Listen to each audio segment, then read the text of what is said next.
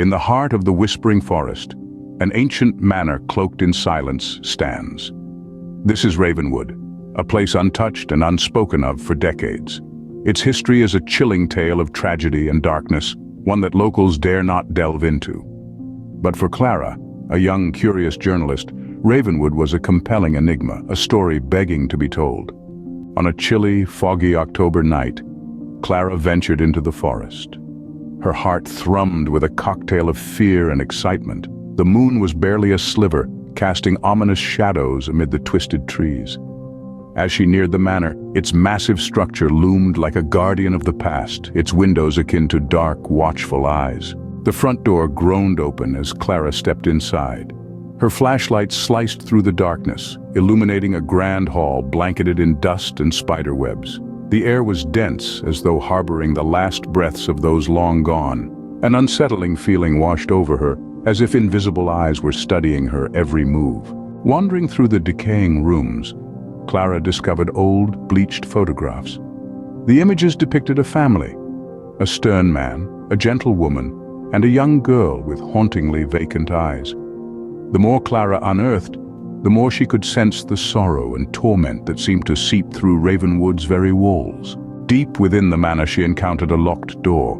An intense dread filled her, but curiosity drove her on. After several tries, the lock yielded and the door groaned open, revealing a dimly lit room. The air was heavy with the scent of aged perfume and something else, something ominous. In the room's center stood a life-sized dollhouse, an exact replica of Ravenwood.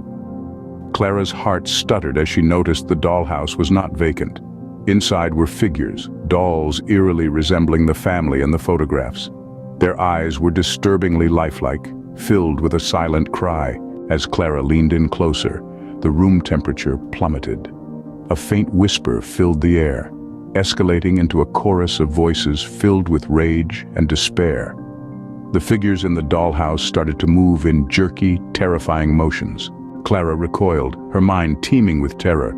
She realized too late that Ravenwood was more than a house. It was a jail for tormented spirits, caught in a relentless replay of their final horrifying moments.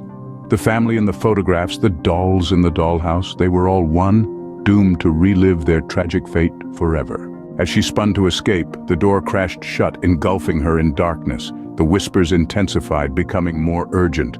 Clara felt invisible hands clawing at her, heard voices that should not exist screaming in her ears. In that instant, she grasped the true horror of Ravenwood. It was a place where the line between the living and the dead was eternally blurred. Clara never came out of the manor. The locals muttered that she had become another lost soul, another whisper in the walls of Ravenwood. And on certain nights, when the moon is nothing but a thin crescent, they claim you can hear her voice, a faint whisper among many, forever entwined in the tragic symphony of Ravenwood Manor.